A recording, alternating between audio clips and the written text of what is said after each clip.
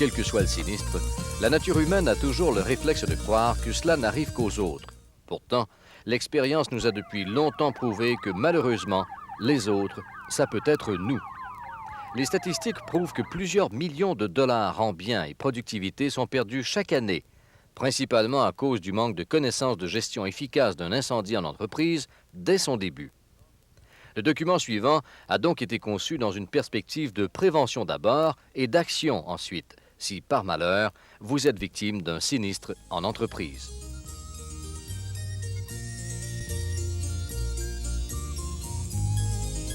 Il existe plusieurs genres de construction. Il faut connaître celle de son entreprise. En béton sur acier, en acier, en bois sur acier, en bois.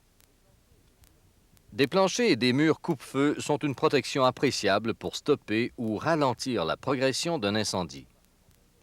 La compartimentation d'une surface peut stopper la propagation de la chaleur et de la fumée.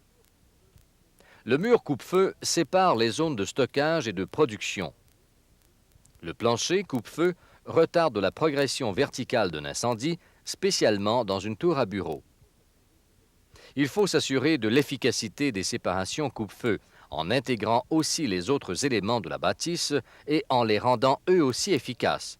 Les portes et fenêtres, les conduits de ventilation, les ouvertures pour passer des câbles au toit ou à travers les murs, fils électriques ou téléphones, etc.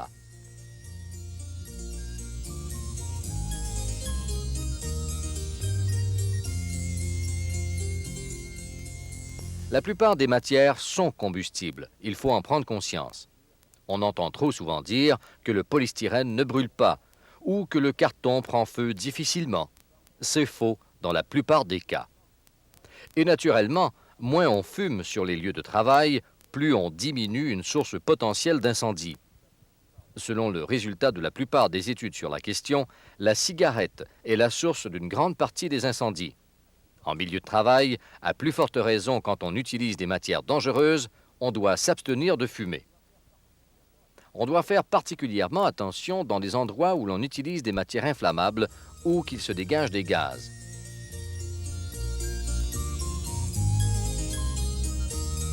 Une personne avertie en vaut deux. Il faut avoir un programme précis et clair de choses à faire en cas d'incendie, d'explosion ou de tout autre sinistre. Des tâches doivent être assignées par écrit à chacun et doivent surtout être pratiquées sur une base régulière. Les procédés et affectations varient d'une entreprise à l'autre. On trouve généralement des risques ordinaires, des risques spéciaux, de l'entreposage. Des risques ordinaires. Ils sont inhérents à l'ensemble des établissements.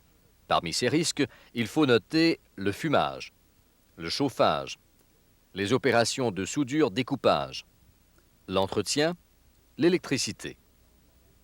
Des risques spéciaux, ils sont dans ce cas inhérents à certaines opérations manufacturières.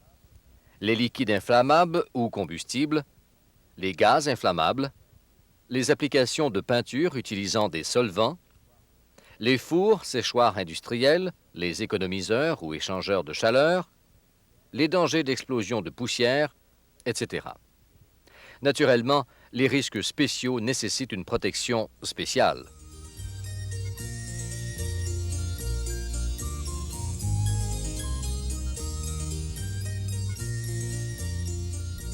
À l'extérieur, pour toutes sortes d'entreposages, il faut respecter les interdictions de fumée, la dimension des piles, les espaces libres près des murs pour la lutte contre le feu et toute autre directive spécifique à l'entreprise.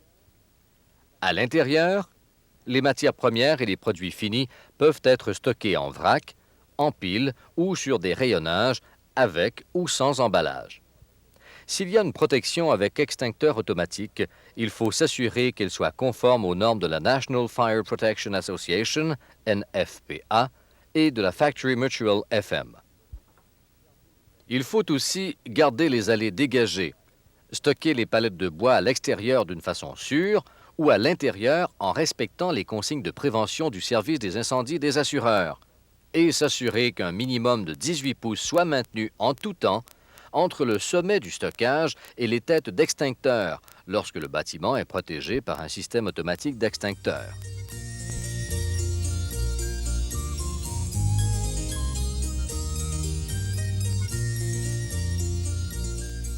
Cette section s'applique à la manutention, le stockage en fût et plus petits récipients, ainsi que le transvasement de liquides inflammables et combustibles dans des établissements industriels. Les liquides inflammables doivent faire l'objet d'une attention particulière. Transport et stockage dans des contenants acceptables, utilisation de liquides inflammables en usine dans des récipients approuvés. L'équipement électrique doit être conforme aux normes lorsque des vapeurs de liquide inflammable sont présentes ou peuvent être présentes dans des conditions normales d'opération ou de stockage. Il faut s'assurer d'une ventilation adéquate dans l'éventualité précédente. Stockage dans des salles résistantes au feu ou dans des armoires en prenant soin de ne pas excéder les quantités permises dans chaque cas. Et s'assurer que les salles de stockage et les réservoirs de stockage de liquides inflammables ou combustibles soient conçus pour contenir les déversements.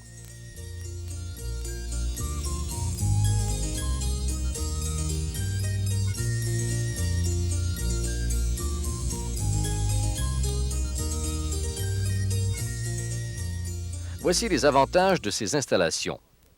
Le système est toujours en service, 24 heures sur 24.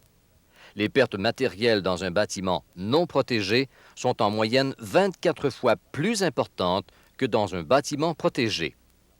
Le système facilite le travail des sapeurs-pompiers. Le système fonctionne par-dessus le feu, donc il réduit les dégâts d'eau causés par les robinets d'incendie armés. Et une fois installé, le système exige peu d'entretien et l'eau ne coûte pas cher. Un réseau d'extincteurs automatiques se compose en général d'une conduite d'eau souterraine, d'une vanne de commande extérieure, genre poteau indicateur, PIV, ou d'une vanne intérieure, d'un clapet de retenue, un robinet différentiel sous air, d'un robinet de déluge ou préaction, ainsi qu'un ensemble de tuyauteries connexes permettant le déclenchement, les essais, la vidange et l'entretien. D'un réseau de tuyauterie aérienne sur laquelle des extincteurs automatiques sont attachés. Ces extincteurs automatiques sont pourvus d'un fusible, sauf dans le système de déluge, ou d'une ampoule qui permettrait l'ouverture des extincteurs automatiques en cas d'incendie.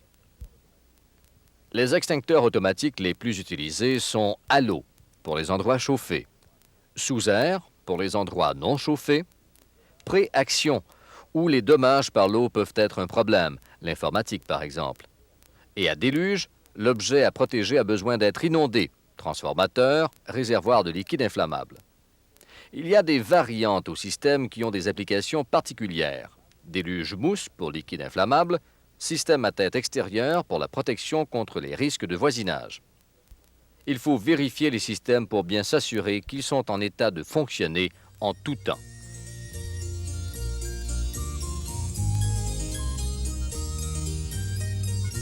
Les plus courants sont les réseaux municipaux. Si la pression n'est pas suffisante, un surpresseur peut être utilisé pour le réseau privé.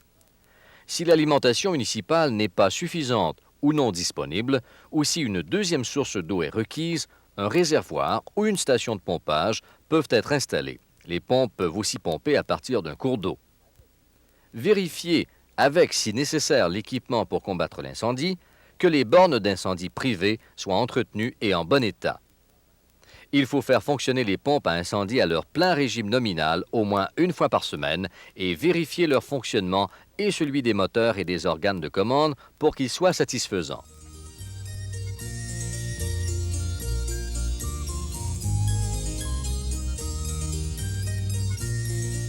Il y en a 4 sortes. Pour feu de classe A, le papier. De classe B, l'huile. De classe C, électrique. De classe D, les métaux.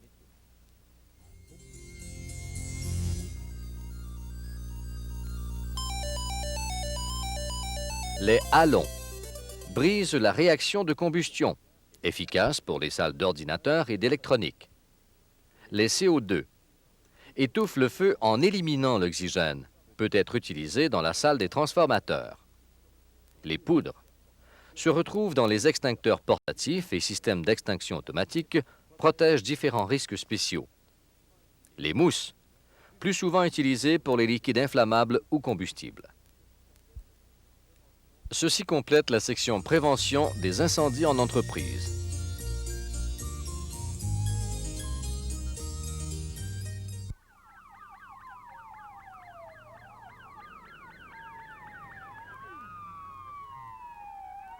Chaque année, des dizaines de millions de dollars sont perdus en biens et en productivité à cause du manque de gestion efficace d'un incendie dans une entreprise.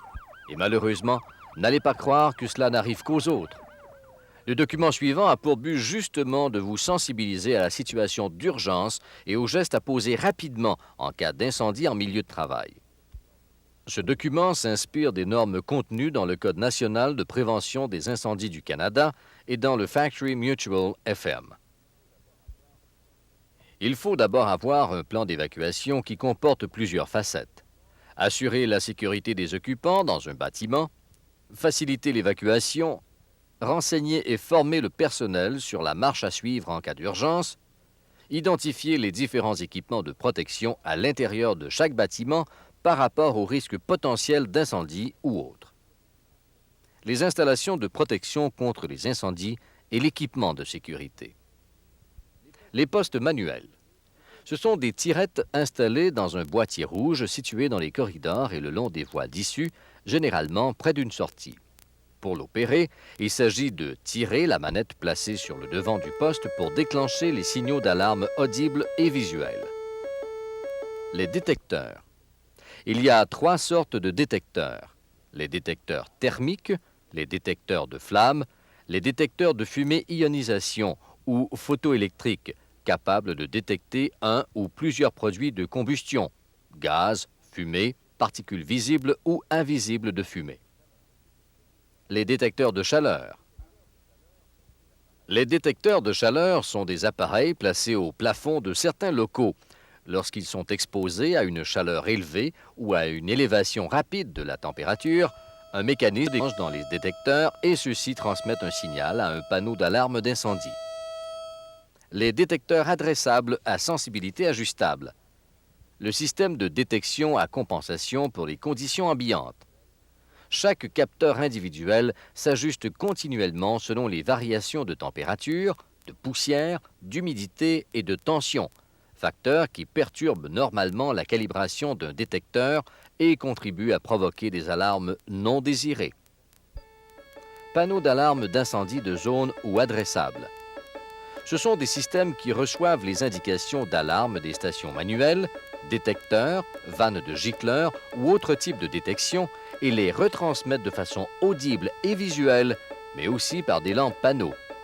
On peut ainsi savoir d'où provient exactement l'incendie. Pour les systèmes adressables, un écran alphanumérique sur le devant du panneau peut donner des indications plus précises. Ces panneaux peuvent aussi transmettre l'alarme à une caserne de pompiers ou une centrale d'alarme, ou tout autre endroit. Sorties d'urgence. Elles permettent de quitter les lieux rapidement et sécuritairement en cas d'alarme d'incendie ou autre cas d'urgence. Indication de sortie d'urgence. Ce sont des lumières de signalisation qui indiquent l'emplacement et ou la direction à suivre pour trouver rapidement une sortie. Elles sont identifiées par le mot « sortie », écrit en rouge sur un fond contrastant. Éclairage d'urgence. Ce sont des lumières qui éclairent les sorties et corridors conduisant aux sorties. Elles sont alimentées par des accumulateurs qui entrent en fonction à l'arrêt de l'éclairage normal. Les extincteurs portatifs. Ce sont les appareils de première intervention contre les incendies. On en retrouve partout dans les usines. Ils sont disposés selon les endroits et les risques à protéger. Ils sont placés de façon visible et facilement accessible. Bornes d'incendie. Elles sont reliées au réseau d'aqueducs et fournissent une alimentation en eau aux véhicules d'intervention des pompiers. Elles sont normalement situées le long des rues ou autour d'un bâtiment de grande dimension. Canalisation d'incendie. C'est l'ensemble des tuyaux dans un bâtiment qui sont raccordés en permanence à des robinets ou des boyaux d'incendie. Ils permettent de combattre le feu avant l'arrivée des pompiers. On les installe dans des armoires ou sur des supports conçus à cette fin. Extincteur automatique à eau. Ces tuyaux sont raccordés en permanence à l'alimentation d'eau et sont installés au plafond. Sous l'effet de la chaleur, les fusibles qui les ferment fondent et l'eau surgit.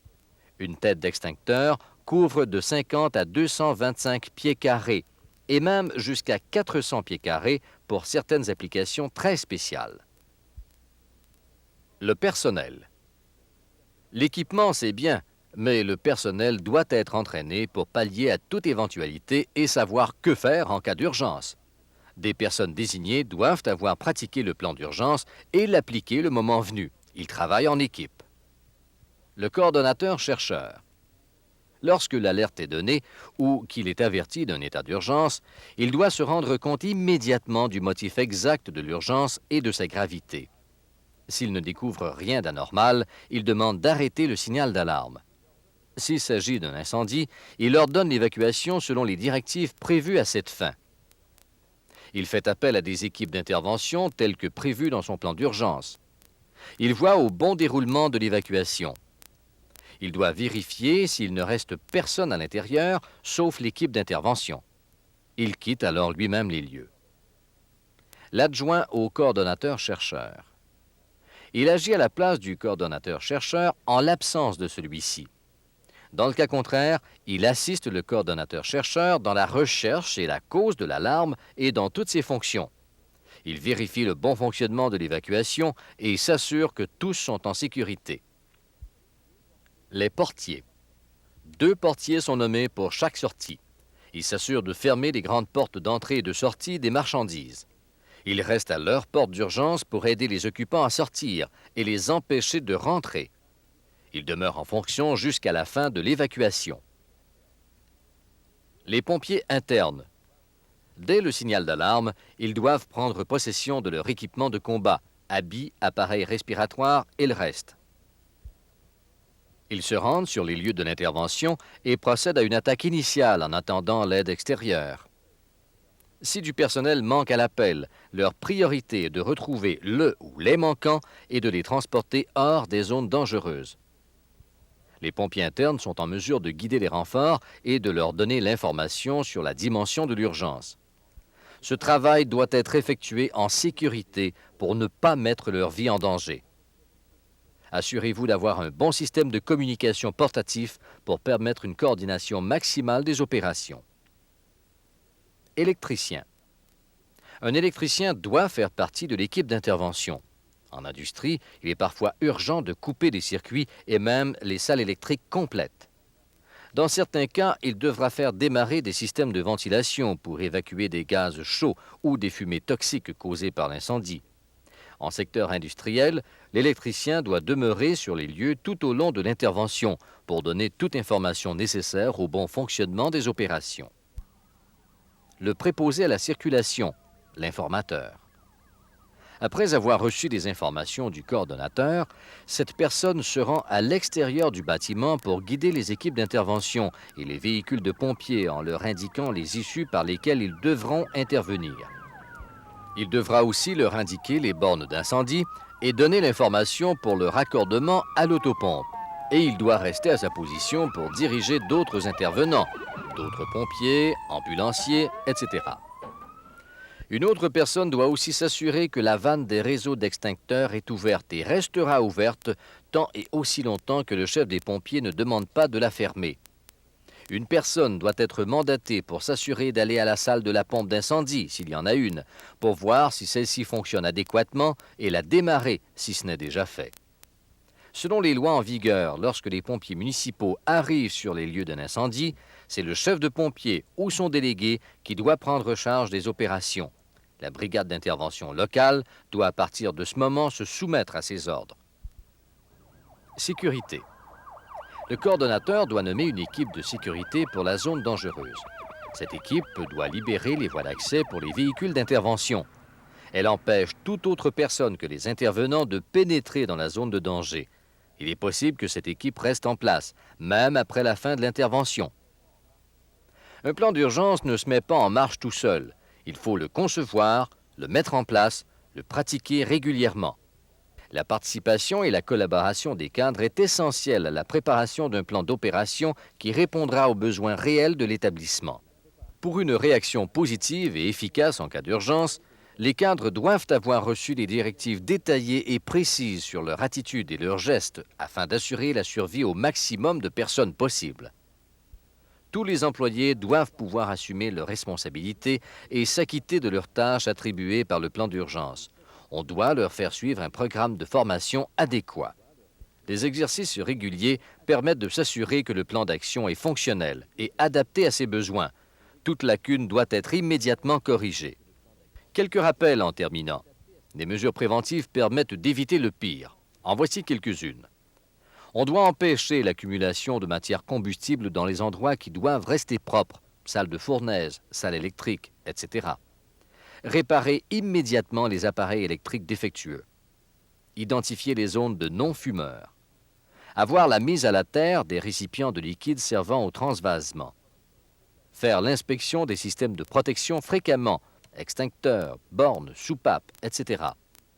S'assurer de la sécurité et surveiller en permanence tous les travaux de soudure effectués avant et au minimum 1 heure après les travaux dans les zones dangereuses. Voir à libérer en tout temps les sorties de secours. Identifier les mécanismes de protection par des affiches appropriées. Avoir des murs et des planchers coupe-feu. Posséder un système de détection d'alarme d'incendie. Posséder un système d'extinction adapté aux risques à protéger.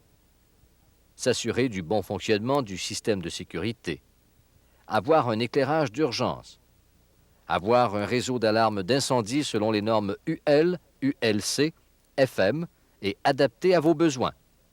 Déneiger les bornes extérieures en hiver. Avoir des échelles à portée de la main. Exécuter 1 ou 2 fois l'an au minimum des exercices du plan d'urgence qui serviront à corriger les erreurs. Remplir en tout temps des fiches de défectuosité sur toute anomalie et en remettre une copie au coordonnateur et aux responsables de la prévention des incendies des usines. Donner la formation sur l'utilisation des équipements, leur disposition et l'information sur le plan d'évacuation. Il faut impliquer le personnel. Un plan d'urgence ne peut être utile que s'il est compris et mis en pratique par tous, cadres et employés.